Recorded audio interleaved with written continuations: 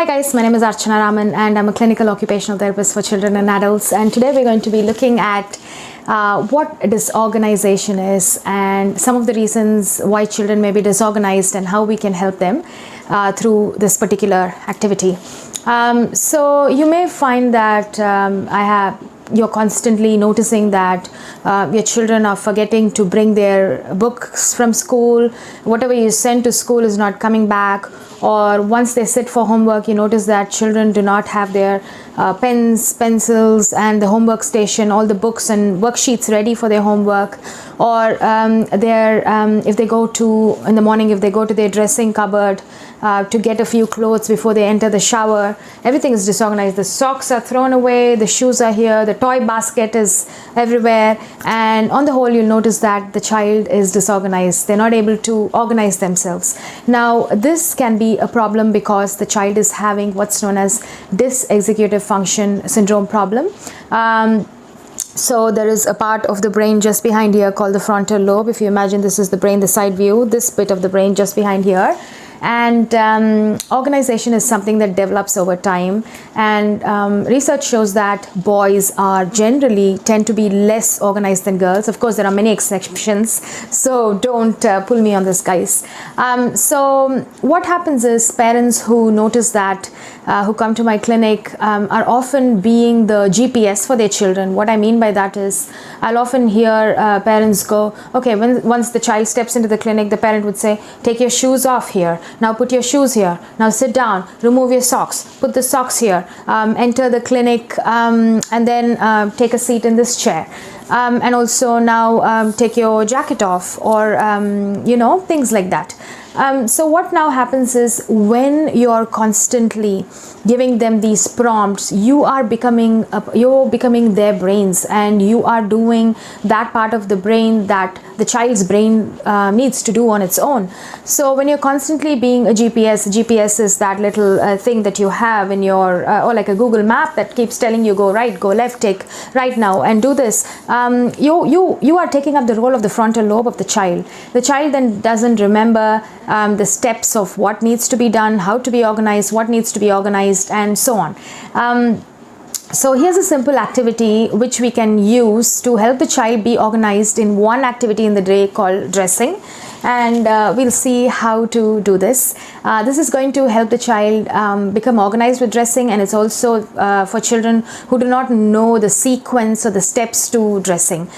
So whether or not your child has organization issues, you can use this activity to help them get independently dressed up. I will finish this video by giving you a few more tips. So the first thing is you can practice this activity by having getting a segregated cabinet like this. I got this on Amazon and mine has got 5 compartments. What I have done is labeled each compartment according to the day of the week: Monday, Tuesday, Wednesday, Thursday and Friday. Because my cabinet has only got 5 segregations or 5 drawers, I'm going to train the child for 5 days of the week. If you have a 10 segment cabinet, you can use that and do it as a an extra 2 days in the week as well.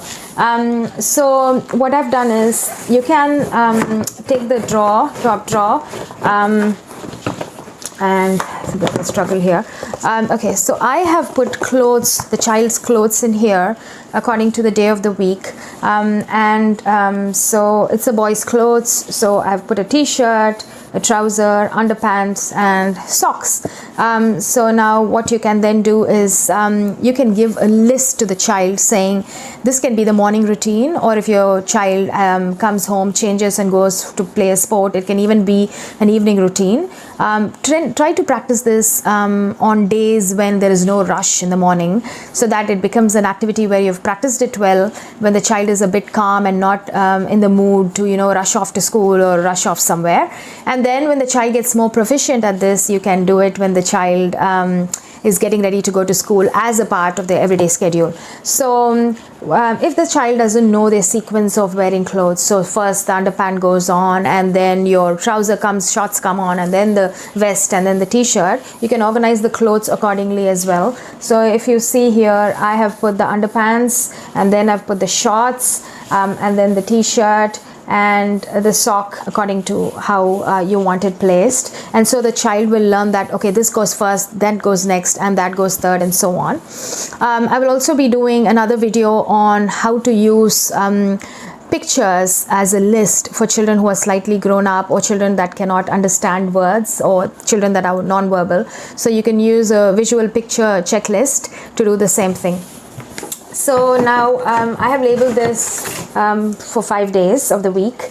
The next thing that you can do is get a list, okay, and put it in a filing pocket or laminate it and stick it next to the drawer in the child's bedroom or near the child's dressing table, or wherever the child usually has his clothes. And on the list, write things like, this morning I have to go to my cabinet, I have to pull the drawers, I have to take my clothes out. Have I taken my underpants out? Have I taken my shorts out? Have I taken my t-shirt? Have I taken my socks? And then have I worn everything? And then give them a checklist, and the child has to tick everything off once immediately after they do it.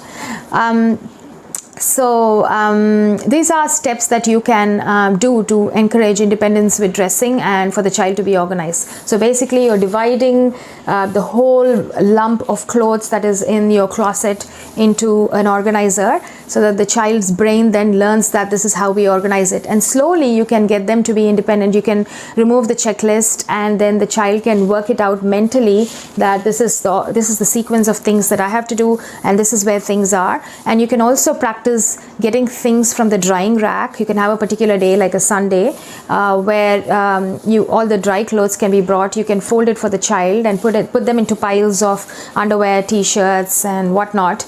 And you can then get each drawer out, and you can get the child to place one of each item into each drawer, planning for the week ahead. So you can say, take a pair of sock, one t-shirt, one shorts, and one vest, and put it in your drawer for Monday, or pull out your school uniform set and put it in, and therefore they can then get to the next level of being organized. Now this is not just going to apply for dressing. There are ways you can organize yourself for school, so that homework becomes easy and classwork also becomes easy, because teachers are working under the ratio of 1:25 to 30 up to 40 children, and the teacher doesn't have the time to help the child that is disorganized, where the teacher says in the classroom, pull out your homework from yesterday, and the child is looking through his pile of his book bag to find out what homework was done yesterday. The child forgets to write the homework, the child forgets to bring the homework book from home, and the child also forgets to submit the homework. So this activity is going to have benefits in that part of the brain which is responsible for organization is going to develop, and they're also going to learn to be organized in school as well. So I hope you enjoyed this video, guys. We provide cognitive training and executive functioning training online and offline, and we have a very good success rate. In case you have a child with ADHD, or you have a typical school-going child that has just cognitive deficits like memory, attention, and executive functioning problems, you can contact us on WhatsApp for a consultation. Our number is 95144-81180. Good luck, guys. If you like this video, give us a like and a subscribe. Bye-bye.